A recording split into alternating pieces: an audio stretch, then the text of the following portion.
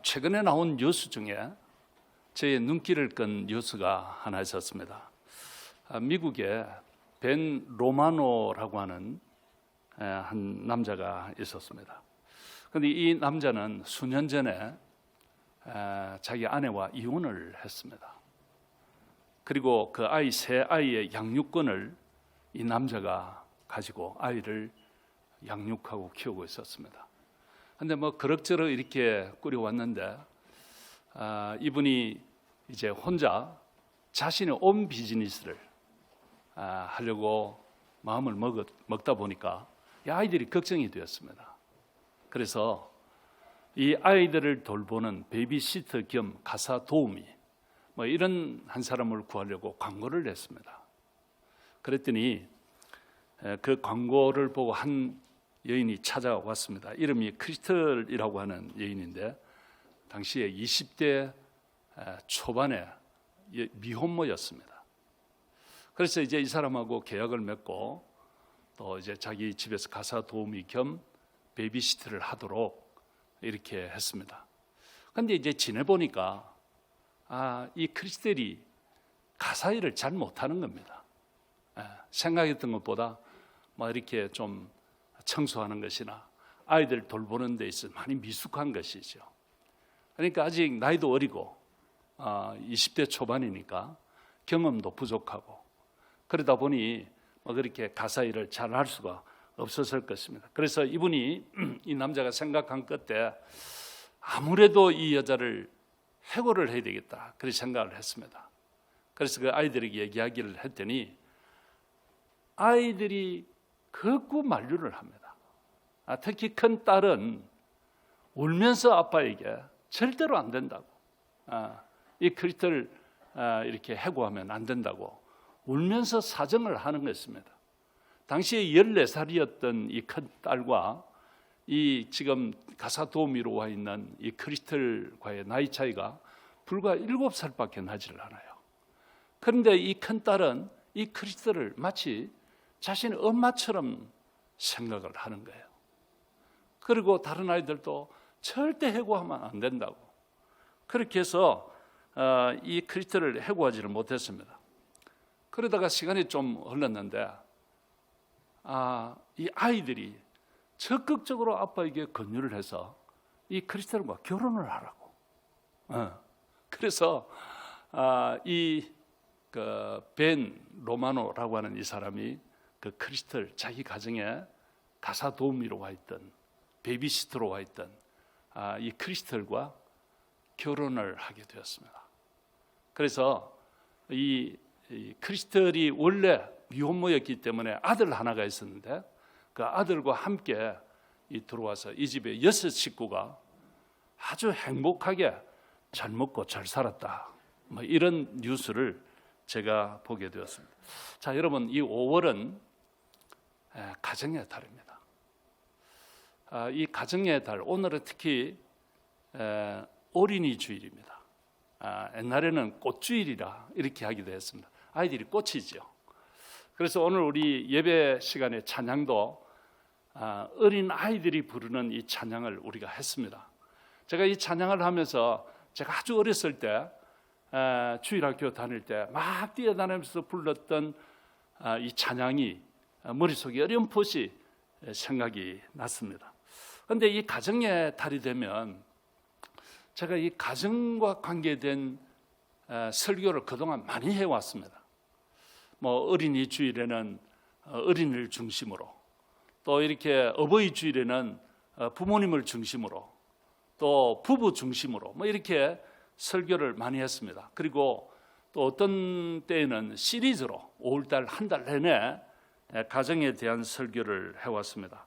자, 그런데 성도 여러분, 오늘은 이번 이 가정의 달은 제가 조금 컨셉을 바꾸려고 생각을 했습니다. 기도하는 가운데 이제 조금 컨셉을 바꾸어서 우리 가정의 행복의 기초, 조금 다르게 말하면 나의 삶의 행복의 기초, 이것이 도대체 무엇인가 하는 것을 우리가 함께 좀 나누고 한 몇 주가 될지 모르겠어요.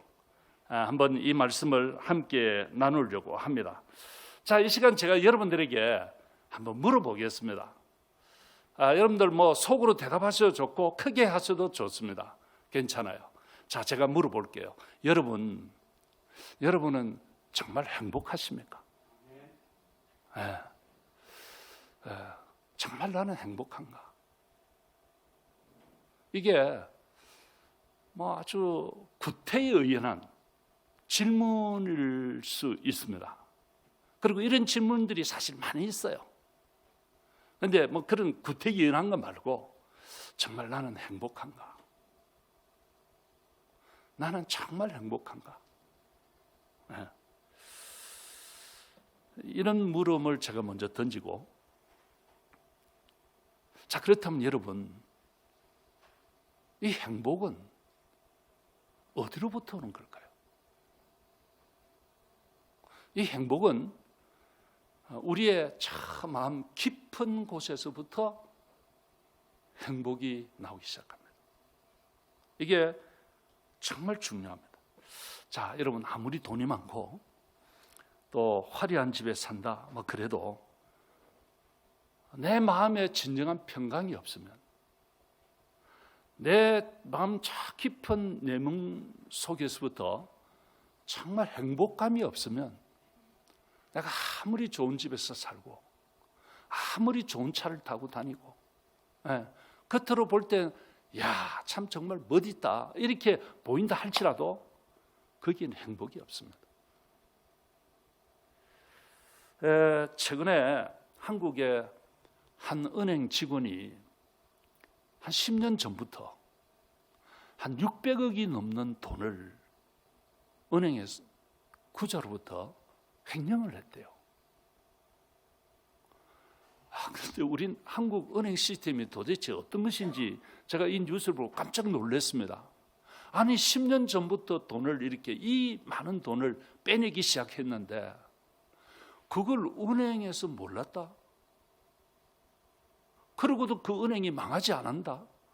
그것도 이해가 안 되는 구석이 있습니다. 아무튼 그런 돈을 빼내서 이분이 뭐 이제 뉴스 지금 계속 나오는데 보니까 뭐 외국에 보냈고 뭐 투자를 하고 동생하고 어떻고 뭐 이런 이야기들이 나옵니다. 근데 여러분, 그가 그 돈을 빼내서 뭐 사실 어디다가 어떻게 다 썼는지는 알 수 없지만 그 많은 돈을 빼낸 그가 정말 매일 행복했을까요? 정말 다리 뻗고 잘 수 있었을까요? 잠언 28장에 보면 이런 말씀이 나옵니다. 악인은 쫓아오는 사람이 없어도 도망한다. 이게 마음의 평강이 없는 것이죠. 악한 자는 쫓아오는 사람이 없어도 도망할 수밖에 없다. 이런 말씀을 하고 있습니다. 그런데 여러분, 비록 가진 것이 없고 또 무슨 뭐 다른 사람들이 보기에 좀 초라하게 보인다 할지라도 정말 행복한 사람이 있습니다. 다른 사람들이야 뭐 나를 어떻게 보든 내 마음에 기쁨이 있고 노래가 있고 찬송이 있고 그렇습니다. 자, 여러분, 우리가 잘 아는 시편, 이 시편은 총 150편입니다. 1편서부터 150편까지 이렇게 구성이 되어져 있습니다. 그런데 여러분, 이 시라고 시편이라고 하는 것은 글자 그대로 다 시입니다. 근데요, 이 시편이 또한 다르게는 노래입니다. 그래서 이 나라 개혁교회, 리폼드 처치, 뭐 아프리칸스로 허르포미르드 게르크, 이런 교회들은 다 예배 시간에 시편만 찬송을 합니다. 시편에 곡이 다 붙어서 1편부터 150편까지 있는 시편 찬송가가 있습니다. 그래서 그들은 예배 시간에 다 시편만 노래합니다.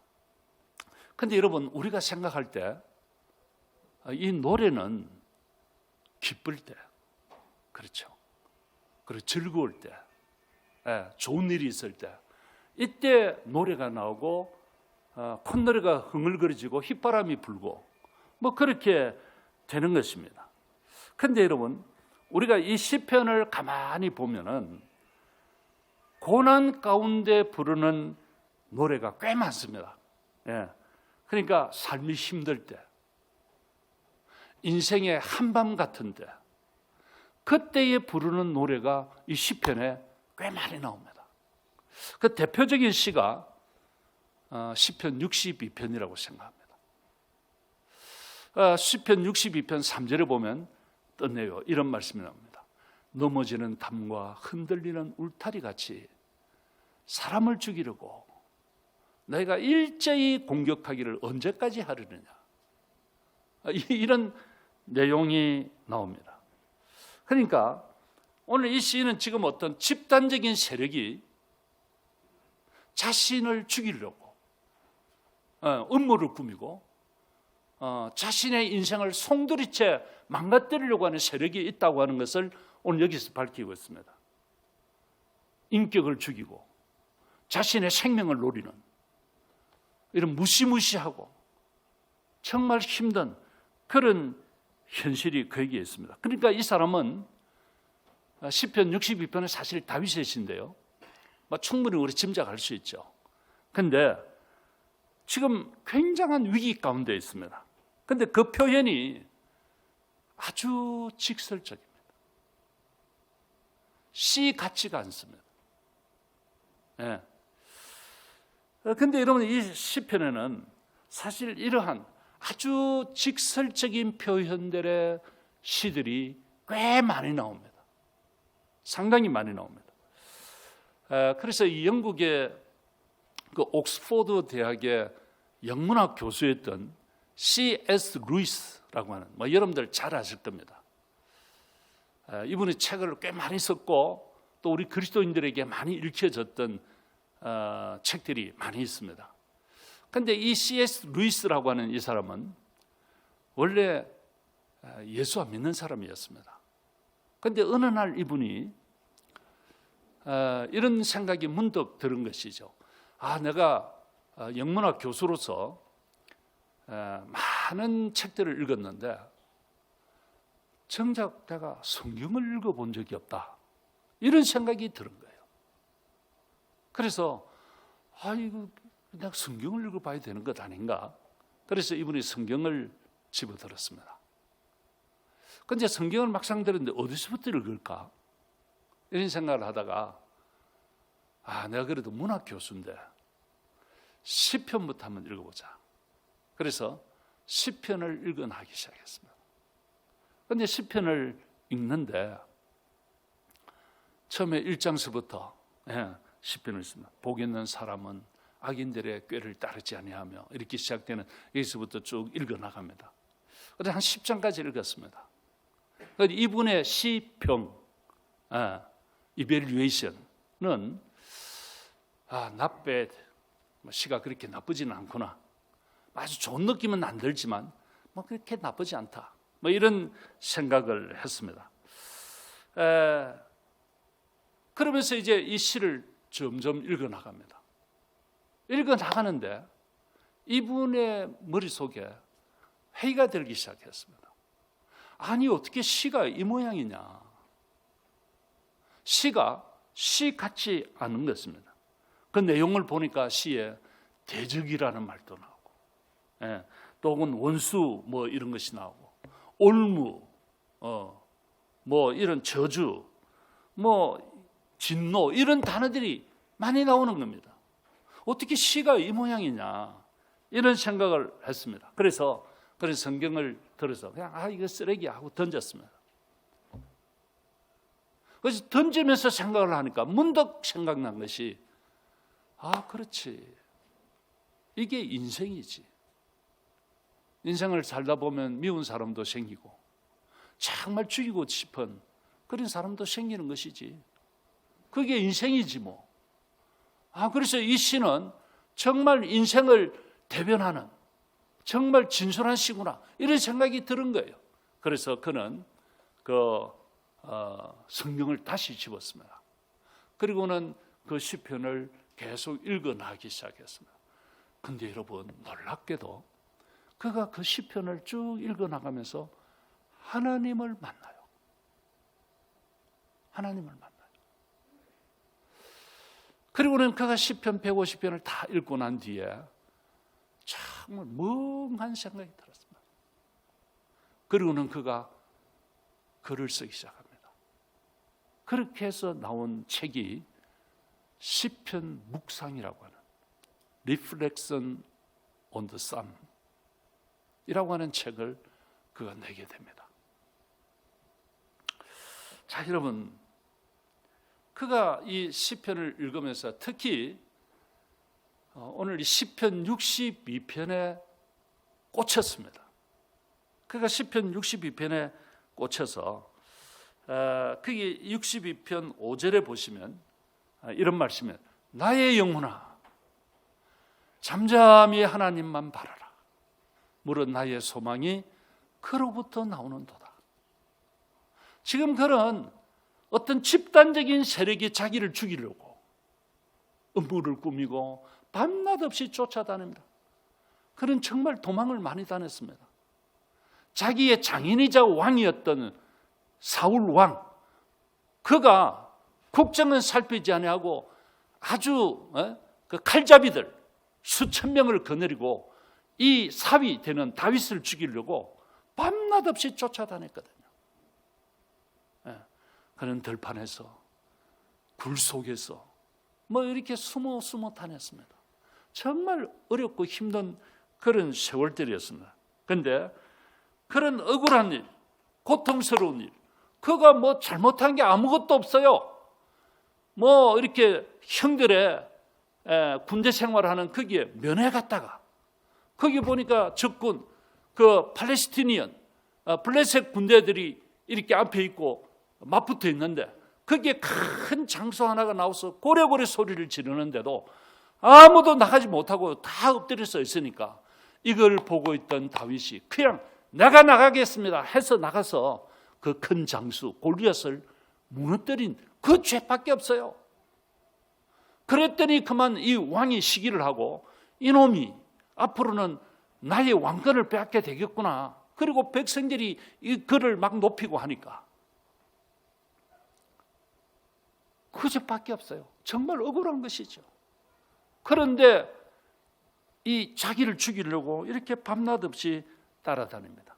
그런데 이때 다윗이 한 것이 뭔가 하면 나의 영혼아 잠잠히 하나님만 바라라. 그 사울 왕 앞에 가서 아이고 억울합니다. 저는 정말 이런 것 아니에요.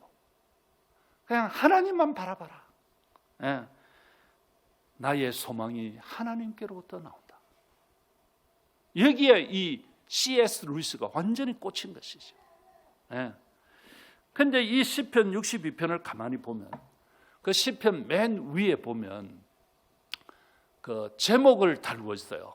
그 시편에마다 또 제목이 있는 그 시들이 있고 없는 시들인데 거기 보니까 다윗의 시, 인도자를 따라 여두둔의 법칙에 따라 부르는 노래. 여기 보면 이게 다윗의 시라고 그랬고 뭐 이걸 여두둔이 뭐냐 이 시간에 설명하려고 하지 않습니다. 그냥 뒤에 보면 노래라고 그랬어요. 노래. 이 시가 노래라는 것입니다. 그러니까 이 시는 자기의 인생을 통째로 허무는 세력들이 있지만 그 가운데서 지금 노래하는 거예요. 그런데 여러분 그렇다면 이게 어떻게 가능하냐 말이지. 지금 내가 억울한 일을 당하고 너무 힘들고 고통스럽고 그런 가운데 어떻게 노래가 가능할까 하는 것입니다. 그것을 제가 결론적으로 말씀을 드리면 그것은 하나님 만났기 때문에 그래요. 이게 여러분들 정말 중요합니다. 제가 오늘 이 시간 여러분들이 드리고자 하는 말씀이 바로 이 말씀입니다. 하나님 만났기 때문에 그래요. 예수 만났기 때문에 그래요. 우리가 인생의 삶을 살면서 영적인 세계를 다 이해할 수가 없습니다. 하지만 우리가 확실히 알아야 할 것들이 있습니다. 그것은 하나님께서 우리로 하여금 확실히 알 수 있도록 해 주신 것들입니다. 그것은 우리가 알고 살아야 합니다. 그 중에 하나가 뭔가 하면 새 생명에 관한 것입니다. 새 생명, New Life. 이 나라에도 보면 New Life 처치가 있습니다.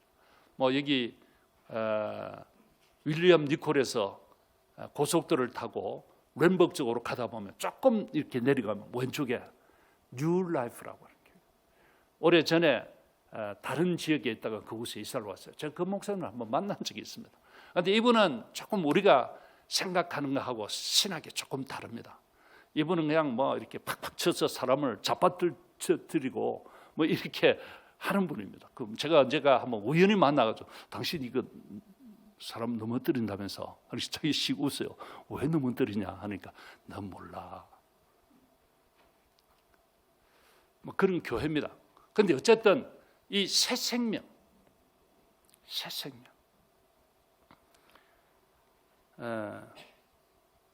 하나님께서 우리에게 우리가 반드시 알아야 할 것 중에 하나가 새 생명을 우리에게 주신다는 거예요. 이게 여러분들 중요합니다. 자, 그렇다면 이 새 생명이 무엇인가? 그것은 다른 말로 하면 영원한 생명입니다. Eternal life, 영원한 생명.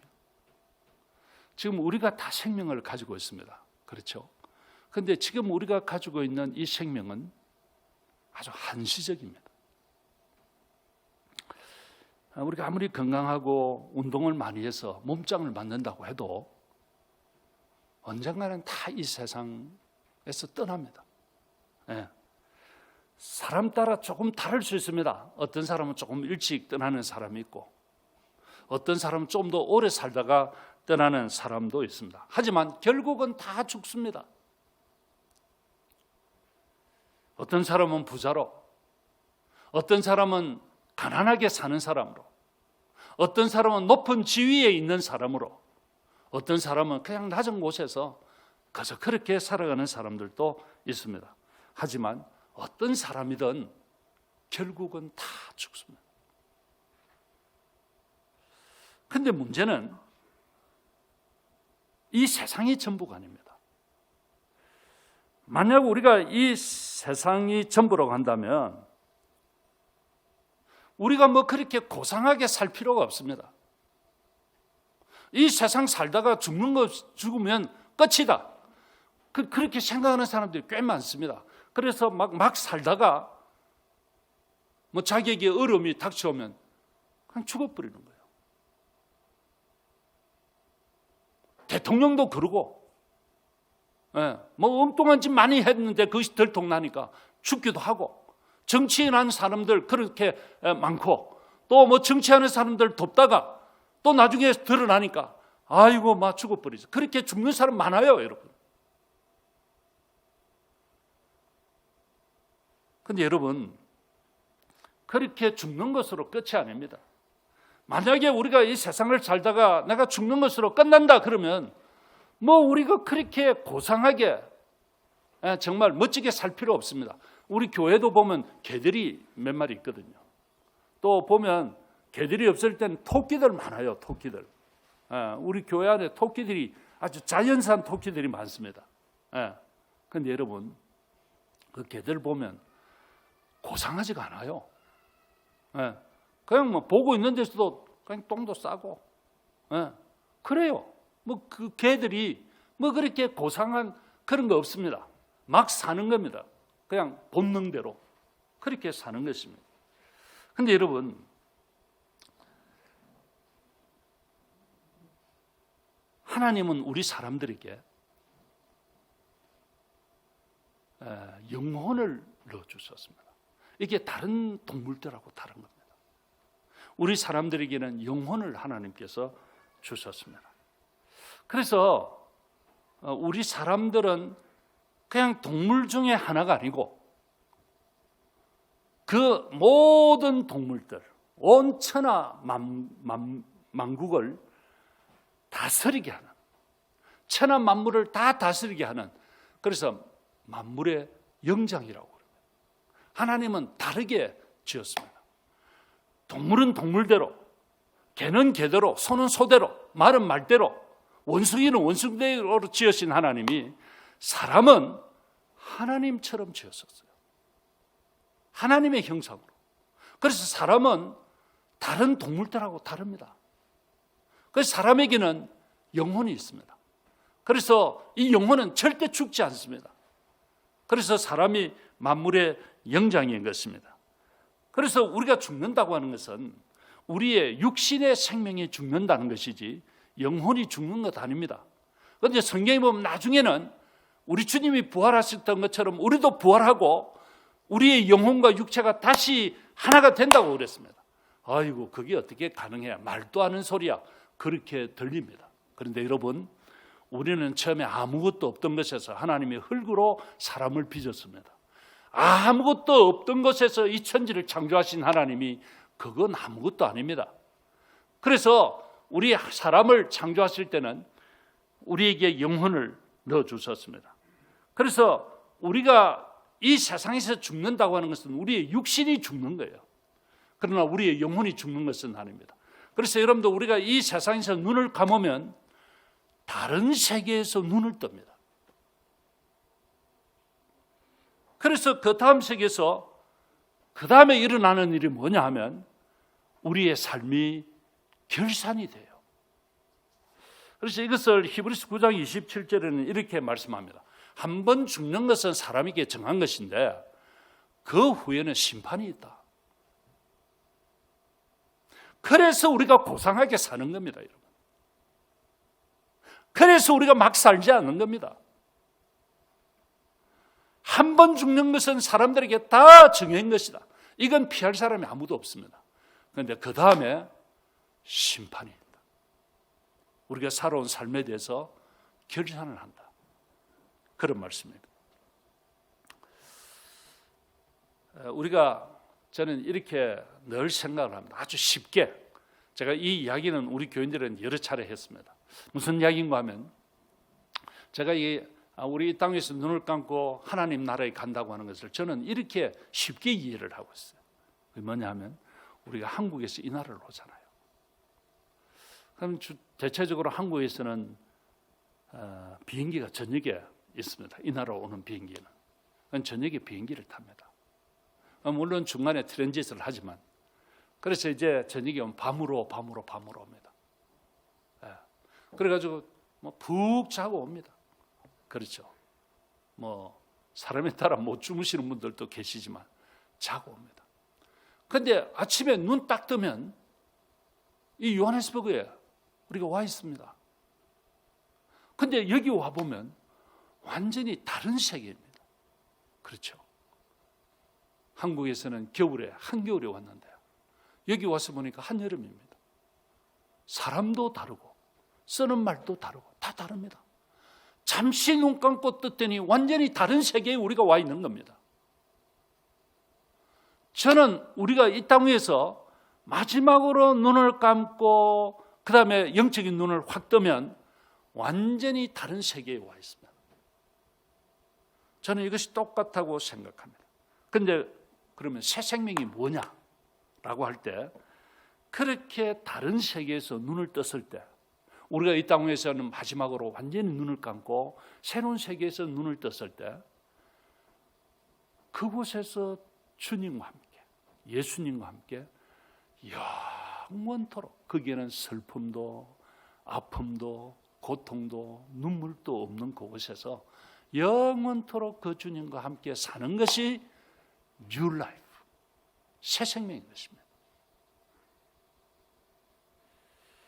그러나 그 주님으로부터 눈을 떴는데 그 주님으로부터 거기 들어오는 것을 거절당할 때 그게 심판입니다.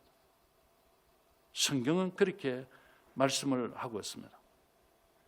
그렇다면 자 이제 이걸 길게 설명하면 시간이 많이 걸리니까 자 그렇다면 여러분 우리가 이 새 생명을 어떻게 얻을 수 있는가? 이제 이게 핵심입니다. 여러분들 우리가 이 땅 위에 살면서 육신의 생명 다 가지고 있습니다. 이건 뭐 건강하게 하려고 온갖 노력 다 하죠. 뭐 엿기도 들고 짐에 가서 뭐 이렇게 운동도 하고 골프도 하고 등산도 하고 다 하지 않습니까? 이 육신의 건강을 위해서. 그런데 뭐 그렇게 하면 좀 우리가 주님 앞에 부름받을 때까지는 건강하게 살 수 있을 거예요. 그러나 갑니다.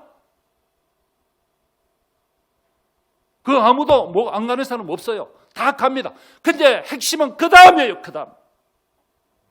영원토록 살게 된 그 다음 세계가 지금 준비가 되어 있느냐 하는 거예요. 이게 여러분들 정말 중요한 겁니다. 저 밖에 있는 사람들은 이런 걸 들을 수 있는 기회조차 없어요. 그런데 여러분들이 이 시간 여기에 나와서 이 이야기를 들을 수 있는 것이 저는 축복이라고 봐요.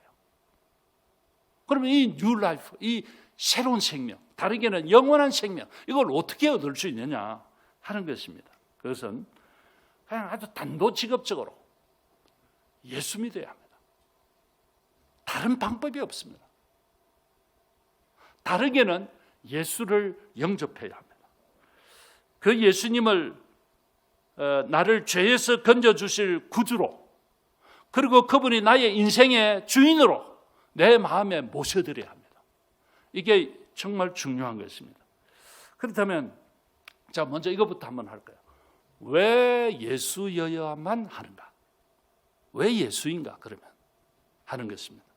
그것은 이 새 생명이, 뉴 라이프가 예수 안에 있기 때문에 그렇습니다. 그게 새로운 생명이 막 떠돌아다니는 것이 아니에요. 우리가 잡으러 다니는 것이 아니고 그 새 생명이 예수 안에 있기 때문에 그렇습니다. 그래서 오늘 이 요한 1서 오늘 읽었는데요. 5장 11절 한번 볼까요? 5장 11절. 자, 다 같이 한번 읽읍시다. 이건 같이 한번 읽읍시다. 시작. 또 증거는 이것이니 하나님이 우리에게 영생을 주신 것과 이 생명이, 자, 여보세요. 하나님이 우리에게 영생, 이 영생이라고 하는 것이 영원한 생명, 이터널 라이프죠. 이걸 그 바로 뒤에 나오는 다른 말로 그냥 생명이라고 그랬어요. 이게 새 생명인 것입니다. 하나님은 우리에게 영생을 주십니다. 그런데 이 영생은 어디 안에 있는 것인가 하면 아들 안에 있다. 아들이 누굴까요? 예수님입니다. 하나님의 아들 예수 안에 이 새 생명이 있다고 그랬습니다. 그래서 예수예요. 자, 여러분, 제가 한번 여러분들에게 이렇게 한번 이야기를 해보겠습니다. 자, 여러분 보세요. 이게 새 생명입니다. New Life, 다르게는 영생, 영원한 생명입니다. 이 생명이 어디 있다고 그랬어요? 잘 들으세요. 지금 그냥 몽롱하시면 안 됩니다. 이 아주 중요한 순간이에요. 이 영생이, 이 생명이 어디 안에 있다고요? 예수 안에 있다. 예수 안에. 자, 보세요. 이게 영생인데 이게 예수님이라고 합시다. 그런데 이 영생을 예수 안에 담아두었습니다. 예수 안에 영생이 있어요. 예수 안에 생명이 있어요. 그래서 이 예수여야만 하는 이유가 그 예수 안에 생명이 있기 때문에 그래요. 이 생명은 우리 일반적인 생명이 아니고 새로운 생명, 영원한 생명이에요. 자, 12절 볼까요? 12절. 자, 이런 말 다 같이 읽읍시다. 시작. 아들이 있는 자에게는 생명이 있고 하나님의 아들이 없는 자에게는 생명이 없느니라. 그래서 아들, 즉 예수가 있는 자에게는 생명이 있고 예수가 없는 자에게는 생명 없다. 아주 단정적으로 이야기합니다. 아이고 뭐 종교는 다 같은 것이야. 뭐든지 하나 믿으면 좋은 거야. 그게 아니라니까요. 그래서 저 밖에 있는 사람들은, 저 예수 믿는 사람들은 참 독선적이야. 예수만 믿어야 된다고 하니까.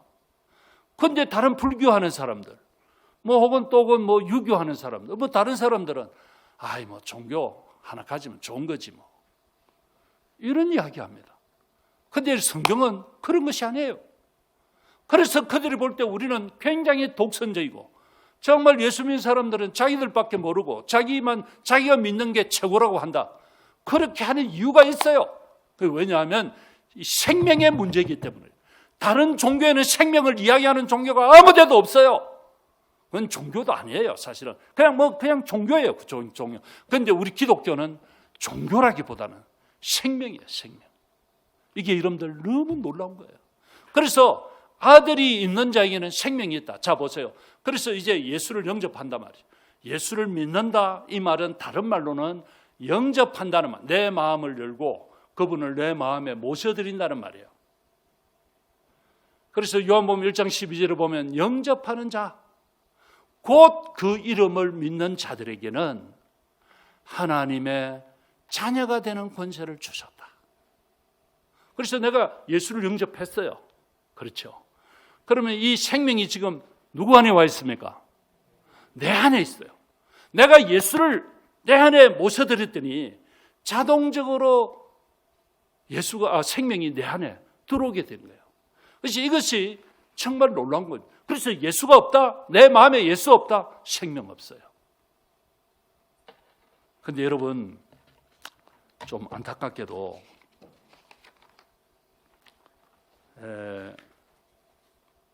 오늘 교회 다니는 사람들 가운데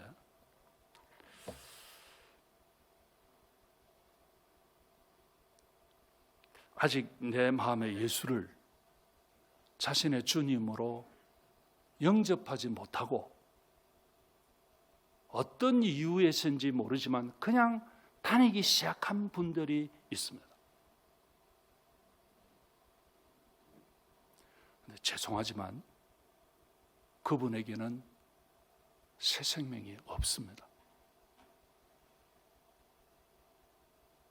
그래서 여러분들 중요한 것은 이 새 생명을 얻기 위해서 예수님을 영접해야 합니다. 그래서 이렇게 새 생명이 내 안에 들어오면, 다르게는 예수님이 내 안에 들어오면, 영생이 내 안에 들어오면, 새 생명이 내 안에 들어오면 다음 세계에서 거절당하는 일이 없습니다. 이것을 요한복음 5장 24절에서는 이렇게 말씀합니다. 내가 진실로 이것은 정말 2번 반복한 것이죠. 너희에게 이르노니 내 말을 듣고 또 나 보내신 이를 믿는 자, 믿는다는 말은 영접한다는 말이죠. 믿는 자는 뭘 얻었고? 영생을 얻을 것이고가 아니고 이미 얻었고 내가 이 땅 위에 살면서 영생을 가지고 사는 거예요. 영생을 얻었고 그 다음에 나오는 말씀이 뭐 없어? 심판에 이르지 않는다. 이 심판은 다음 세계에서 내가 눈을 떴을 때 바로 이루어지는 그 결산, 그때의 심판. 주님이 거절하고 넌 여기 못 들어와.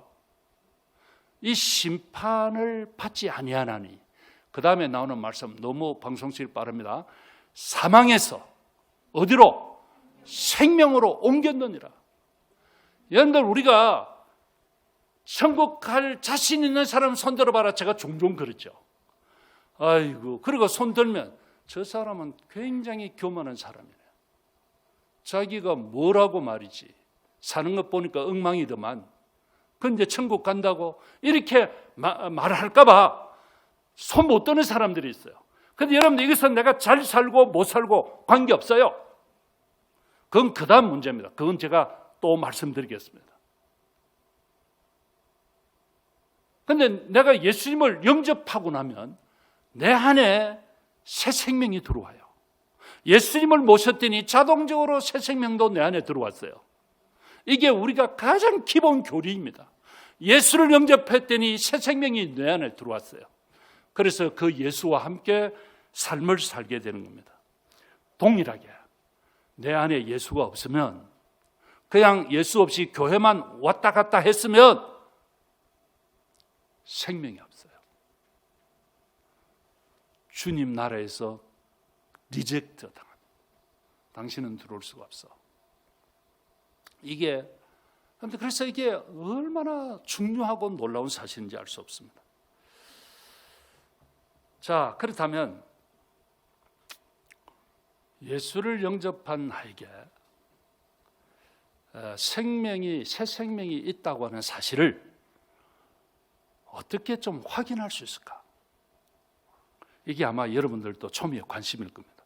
그리고 어떤 분은 나는 진짜 영접했는지 안 했는지 그것조차도 잘 모를 수 있습니다. 뭐 그렇다고 봐요. 자, 근데 우선 그러면 내가 예수님을 영접한 사람이라고 할 때 나에게 새 생명이 있다고 하는 것을 어떻게 확인할 수 있는가? 저는 두 가지입니다. 하나는 객관적인 증거입니다. 이건 다르게는 저는 이렇게도 표현하고 문서적인 증거입니다. 문서. 우리가 아무리 말을 하고 계약을 하고 좋다 그렇게 하자 해도 나중에 법정에서는 문서가 없으면 안 돼요. 제가 이 나라에 살아보니까 그렇더라고요. 뭐 우리 교회를 지을 때도 그랬어요. 아키텍트하고 좋다 이렇게 합시다 하고 결정했는데 나중에 보니까 청구를 그동안 일한 걸 청구를 했어요. 그거 하고 앞으로 할 거하고 악수하고 나온 거하고는 배가 됐어요. 배가.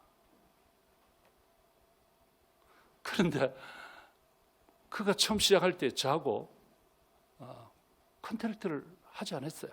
어그리먼트를 하지 않고 시작이기 때문에 그걸 제가 또 팩스를 또 보냈어요. 그때는 팩스, 뭐 이메일도 없을 때니까. 그럼 그동안 우리 있었던 거 다 없었던 걸로 하자 하고 보냈습니다. 유대인인데요. 우리 교회 설계한 사람이 저한테 당했지요. 제가 이겼어요. 문서가 중요해요. 문서가. 그런데 오늘 여기에 보면 객관적인 증거, 그것은 문서적인 증거입니다. 자, 이거 요한 1서 5장 13절 한번 볼까요? 이거 다 같이 한번 읽읍시다. 이게 문서입니다. 우리 하나님이 우리에게 해놓으신 문서. 다 같이요. 시작. 내가 하나님의 아들의 이름을 믿는 너희에게 이것을 쓰는 것은 너희로 하여금 너희에게 영생이 있음을 알게 하려 함이라. 자, 상반절 앞에 거 한번 띄워보세요. 여기 이런 말씀입니다. 내가 하나님의 아들의 이름, 예수의 이름을 믿는 너희에게 이것을 쓰는 것은, 성경을 쓰는 것은, 그 다음에 나오는 말씀, 너희로 하여금, 예수 믿는 너희로 하여금 너희에게 무엇이 있음을, 영생이 있음을 알게 하기 위해서 이것 썼다. 문서로 못을 박아놨습니다. 이건 빼도 박도 못하는 증거입니다. 주님, 내가 예수님 영접했는데요. 그 성경에 기록했잖아요. 문서로 제게 약속했잖아요. 이건 빼도 박도 못하는 약속입니다. 그 다음에 또 하나, 이제 이것은 주관적인 증거입니다. 문서가 힘이 있죠. 주관적인 증거인데 이것은 어느 날 내가 예수님을 나의 삶의 주인으로, 구주로 영접을 한 사실이 있는가 하는 것입니다. 주님, 내가 주님을 영접합니다. 내 마음을 엽니다. 그리고 주님이 나의 구주십니다. 주님이 나의 인생의 주인 되십니다. 주님을 영접해 모십니다. 이런 고백을 한 적이 있는가 하는 것입니다. 그래서 이것은 나만 아는 일이에요.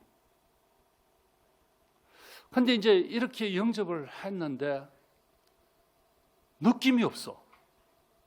그렇죠? 그런데 느낌이 없다. 괜찮아요. 느낌은 있을 수도 있고 없을 수도 있어요. 느낌이 있고 없고는 중요한 것 아닙니다. 나중에 이제 가면 내 안에 주님이 계시구나. 주님이 내 안에서 일하시구나. 나와 동행하시구나. 나를 붙들어 주시구나. 이걸 경험하게 돼요. 그거는 시간이 지나면 할 수 있어요. 자, 이걸 제가 지난 수요일 날 제가 말씀을, 여러분들 이 수요일 날 꼭 나오세요. 정말 중요해요. 제가 이런 말씀을 드렸어요. 우리 어린아이가 엄마 뱃속에 있다가 태어났잖아요. 태어났는데 이 아이가 태어났지만 아빠가 누군지, 엄마가 누군지, 아빠가 있는지 엄마가 있는지조차도 몰라요. 이 아이에게는 의식이 없습니다. 아무런. 그리고 뭐 누워서 똥 싸고 오줌 싸고 다 합니다. 그런 아이를 보고, 야, 이거 태어났니? 너 이거 태어났어? 태어난 겁니까? 아닙니까? 태어났습니다. 태어났지만 아직도 아무것도 할 줄 몰라요. 우리가 태어났지만, 예수님을 영접했지만 아직 그 하나님에 대해서 잘 몰라요. 어렴풋이 알아요. 그 예수님이 어떤 분이신지 어렴풋해요. 성경이 뭐 어떤 것인지 잘 몰라요. 하나님의 사람으로 산다는 것이 무엇인지를 잘 몰라요. 괜찮아요, 괜찮아. 그럴 수 있습니다. 그런데 요건 이제 그 다음 단계는 다음에 제가 말씀드리고자 합니다. 그렇지만 태어난 거예요. born again. 전에는 육신의 생명만 가지고 있었는데 이제는 영적인 생명이 나에게 주어졌어. 그것을 가리켜서 거듭났다라고 말하는 거예요.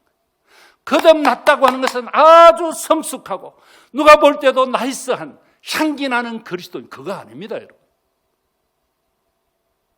그거는 다음 단계예요. born again이라고 하는 것은, 거듭났다고 하는 것은 전에는 내가 주님하고 모르는 채 삶을 살다가 이제는 주님과 함께 살기로 작정된 자로 다시 거듭난 것이 거듭난 거예요. 아무것도 몰라요. 괜찮아요. 찬송도 잘 모르겠고 기도도 어떻게 하는지 모르겠고 교회 예배가 어색하고 그래요. 그렇다면 나는 거듭난 것이 아닌가? 아니에요. 우리 그리스도인들 가운데서 많이 오해하는 것 중에 하나가 이거예요. 거듭난 신자입니까? 물으면 다 자신이 없어. 왜냐하면 자신의 삶을 아니까. 내가 정말 장로 같지도 않고 내가 목사 같지도 않고 내가 집사 같지도 않고 권사 같지도 않으니까 이게 정말 거듭났을까? 그거하고 달라요. 거듭났다고 하는 것은 무엇인가? 나에게 새 생명이 주어졌나? 내가 예수님을 영접한 적이 있는가 하는 것입니다. 그래서 여러분들 느낌이 있고 없거나 이건 중요한 것 아닙니다. 이건 너무 신비한 일이라서 우리 예수님도 어떻게 말씀하셨는가 하면 마치 바람이 불지만 그 바람이 어디로부터 와서 어디로 가는지 우리 잘 알지 못하잖아요. 그것과 같은 것이다. 우리 예수님이 그렇게 말씀하셨어요. 그런데요, 나중에 이것이 내 안에서부터 놀랍게 일해요. 그래서 내 속에 생명이 있어야 돼요. 생명이 없으면 자랄 수가 없어요. 생명이 없으면 성장이 안 돼요. 생명이 없는데 어떻게 나무 막대기 어떻게 자라요? 이 생명이 있기 때문에 이 역사가 일어나는 거예요. 그래서 중요한 것은 내 안에 예수 생명이 있어야 돼요. 이게 여러분들 정말 중요한 겁니다. 오늘날 교회 안에서 그냥 어쩌다 보니까 교회를 출석하게 됐는데 이거 아직 예수님을 영접하지 못한 채 그냥 교회만 계속 왔다 갔다 하는 성도들이 교회 안에 사실 꽤 많이 있습니다. 저는 우리 교회 안에도 제법 있다고 봅니다. 그건 여러분들 많이 아시겠죠. 그런데 여러분, 그렇게 하면은 우리 안에 생명이 없어요. 생명이 없으면 자라지 못하니까 그 다음에 막 이렇게 지루해져요. 그 우리가 뭐 재밌는 일도 뭐 몇 번이지 자꾸 하면 지루하고 재미가 없어요. 교회를 생명 없이 계속 다니면 너무너무 교회가 지루하고 힘들어요. 네. 그래서 나중에 보면 축축 처지는 분들이 있어요. 코로나 때문에 처지고 다 처져요. 생명이 없어서 그래요. 그래서 여러분들 이 생명이 정말 중요한 것입니다. 그래서 무엇보다도 중요한 것은 이 예수님을 나의 삶의 주인으로, 나의 구주로 영접하는 것이 중요합니다. 그래서 여러분들 우리 주님은 종종 문을 두드려요. 우리의 마음의 문을, 문 열어라, 문 열어라. 계시록 3장 20절에는 이렇게 말씀했어요. 볼지어다 내가 문 밖에 서서 두드리노니 누구든지 내 음성을 듣고 문을 열면 내가 그에게로 들어가 그와 더불어 먹고 그는 나와 더불어 먹으리라. 이 먹는다는 것이 주님과 교제입니다. 내가 마음의 문을 열면 그 주님이 내 속에 들어와서 나와 그때부터 교제가 시작되는 겁니다. 교제가. 놀라운 일이 있나요? 여러분들, 제가 만약에 그 주님이 내 속에 없으면 평생 이 짓을 어떻게 하겠습니까? 평생 목사 짓을 짓이라고 해야 되겠죠. 이걸 어떻게 하겠어요? 저는 만약에 다른 거 하지. 제가 예수님을 만나고 오니까 너무너무 좋아. 그래서 여러분들에게 이걸 지금 다른 거 다 목사한다고 월급 많이 주는 것도 아니에요. 여러분. 내가 다른 일 했으면 아마 월급 꽤 많이 받았을걸요. 교수를 하거나. 제 아내도 학교 교사였는데 같이 둘이 했으면 아마 집이라도 한 두 채 있지 않겠어요, 지금쯤. 저는 송곳 꽂을 땅도 없어요. 제 부친이 늘 하던 말씀이지만. 근데 여러분, 제가 너무 좋아요. 네. 교회에서 저에게 뭐 이렇게 생활비 주는데요. 저 헌금 꽤 많이 합니다. 여러분 몰라서 그렇지. 웬만한 분 저 못 따라옵니다. 그래도 좋아요. 그게 좋아요. 좋아서 하는 거예요. 누가 시켜서 하는 거 아니에요. 이게 너무 좋아요. 그래서 제가 여러분들께 맡깁니다. 이거 너무 좋아지면 또 목사님 저 헌금 많이 해야 되는데 그거 아닌데 이런 생각하는 분들 그거하고 관계없어요. 자, 여러분들, 자, 그래서 우리 주님이 우리에게 마음문을 열으라고 하는데 종종 그래요. 어떤 때는 가족을 통해서 마음문을 두드리고, 친구를 통해서 마음문을 두드리고, 이웃을 통해서 마음문을 두드리고, 오늘처럼 목사를 통해서 마음의 문을 두드립니다. 그런데 여러분들, 이 시간 마음의 문을 여는 것이 정말 중요합니다. 그리고 주님을 영접해야 합니다. 그래서 제가 이 시간 여러분들과 함께 같이 영접하는 기도를 같이 한번 할까 싶어요. 괜찮습니까? 자, 여러분들, 목사님 저는 이미 영접했어요. 뭐 그럴 수 있습니다. 그러나 여러분들 겸손하게 아직 주님을 마음에 모셔드리지 못한 분들이 계시면 같이 했으면 좋겠어요. 제가 도와드릴게요. 어거리가 안 되시는 분들은 안 하셔도 돼요. 그러나 귀하게 예수 믿고 사는데 주님 내 마음속에 와서 그분과 함께 살면 행복해지거든요. 자, 이 시간 우리 다 같이 한번 눈을 감을까요? 고개를 한번 숙이시고 눈을 감고 두 손을 나의 가슴에다가 이렇게 한번 올려보십시오. 가슴을 한번 올려보시고 제가 할 때 같이 한번 따라했으면 좋겠습니다. 하나님 아버지, 복음의 말씀을 듣게 하셔서 감사합니다. 지금까지 주님을 모른 채 세상만 쫓아 살았습니다.